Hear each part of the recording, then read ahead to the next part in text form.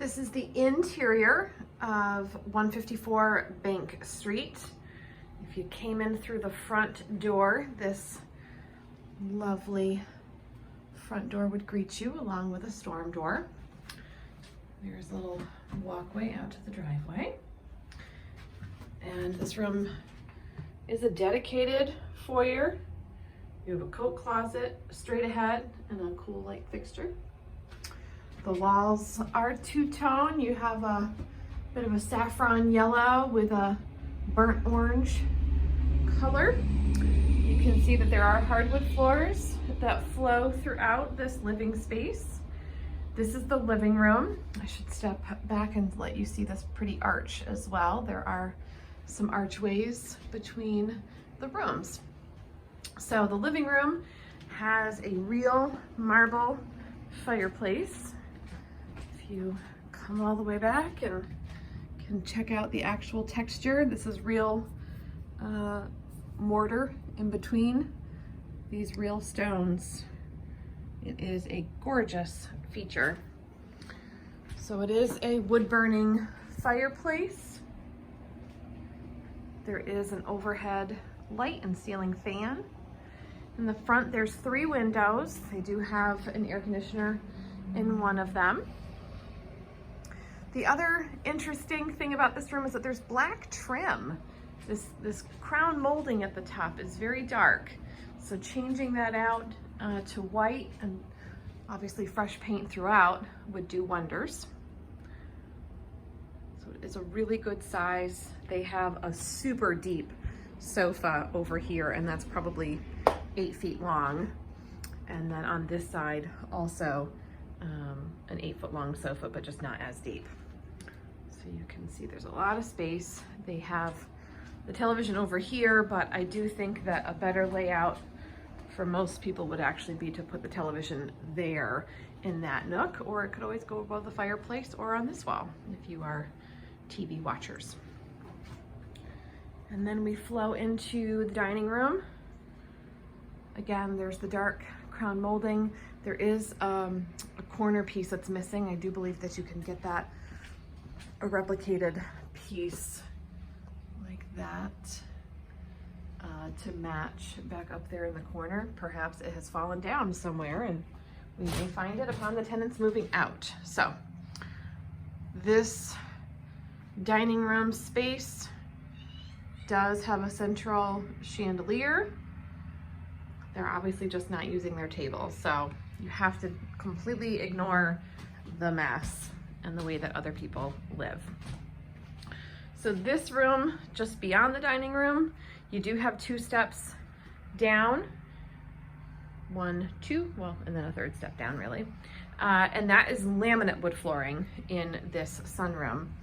So there's some overgrown shrubs that are blocking a bit of the view, but it is a really lovely view out to the backyard and to the neighbor's property. They actually have a horse. So you can see where the house used to end, because that's all exterior siding. I'm sure at some point this was just a patio. There is still a patio back here. I'll show you a little bit more about that when I go around. And then there's another door right there which goes into the back by the laundry. So from here, I'm actually gonna go this way down the bedroom wing where the 2 guest bedrooms are. So you have 1 bedroom, 2 bedrooms, a large closet for linens. They're using it for games and crafts, but it's a really big closet, nice wide door, the louver panel door. And then there's the bathroom straight ahead. So we'll go to the bathroom first. So you can see the transition from the hardwood to this tile, which I actually really like. I can't wait to see it all cleaned up. It's a nice kind of blue-gray, slate-looking tile. And then around the entire tub and shower is a really cool tile as well. Has a bit more sheen to it. Also has a bit of a texture. This is just a really, really cool surround. And it is a jetted tub. I don't know if it works. Obviously everything needs deep cleaning. There's a little recessed niche here for shower products. And there's the shower head. There is also a heat lamp in here. There's a window looking out to the, I think that's the south side of the house. The septic is actually over on this side. When we go down to the basement, I can point out that this is the side that the septic is under. So there is a single vanity, single sink, and there's a little storage up above, some recessed lights. That is just a mirror, not a medicine cabinet. And then there is the potty. You can see that there's damage there to the toilet paper holder, so that could stand to be replaced. All right, so I'm gonna go to the smallest bedroom first. Total mess again. You have to look beyond what is here. This is why we don't have interior photographs. There's no overhead light in this room, so I apologize, it is dark. But there are 3 windows, 2 on the front of the house, and this one on the same side as the bathroom window over there, looking out to the tree line.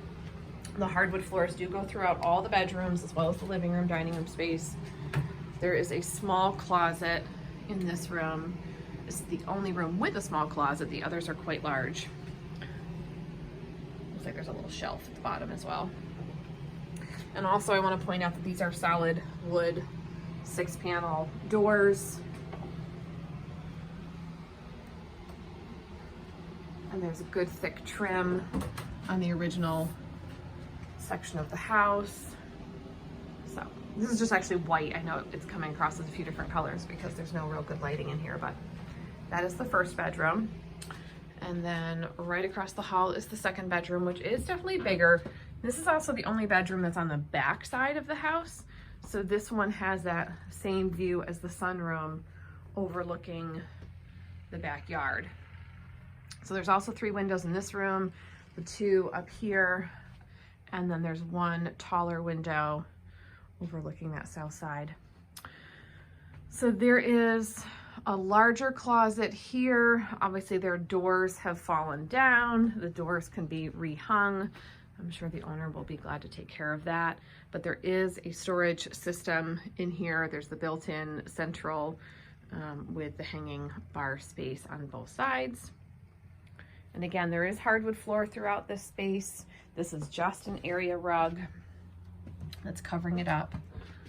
So they actually have 2 beds in here. This one is a twin, and this one looks like a full to me. Yes, it's a full. So it's a really good size bedroom, and there's just a lot of stuff, so it makes it hard for me to get to the corners and show you just how big it is. Now that is actually also another window, but it's one that you might think about getting rid of or just always leaving it covered up with a blind, because this actually looks out to the sun porch, or sunroom, I should say. Used to be an exterior window.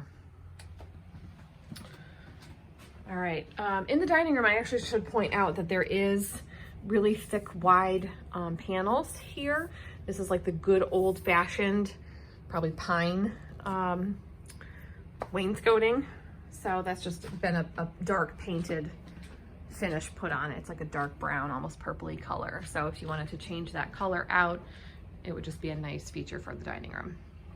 All right, and then we're gonna flow into the kitchen. Notice that there is a Dutch door. I love these. Most houses don't have them. I do like them. So let me again point out this transition. You go from hardwood to tile. It is a mess in here, so look past. There is a brick detail on the lower part of this wall over here where you could put a little breakfast table if you wanted casual dining in the kitchen, or it would be obviously space for, you know, like a baker's rack of some kind. The cabinets are older. They are painted. They've got some cool character to them. You could paint them a different color. Right now, they're a bit of a brown mauve color. They do have nice hardware on them. Sort of a, almost like an iron type color. Not black, not silver, kind of in between. And then there is a nice big sink with a window overlooking the backyard. And this is actually a granite tile countertop. So you can see the grout lines there. So upgrading the kitchen would be probably my top priority in this house. At least just repainting the cabinets and brightening the space up a bit. On the back wall here, you've got the electric range with a vent hood. It is vented up to the attic, hopefully out through the roof. I've actually not climbed up the attic stairs myself, so good thing for the home inspector to do. That door is off. There's a wine rack underneath, and there's the refrigerator.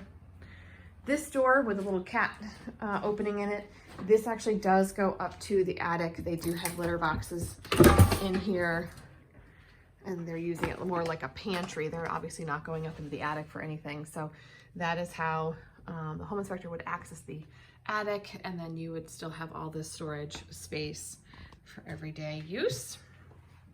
All right, so now there's actually another Dutch door. There's a top and a bottom to this one. And I'm actually gonna end this video and start over to show you the master wing.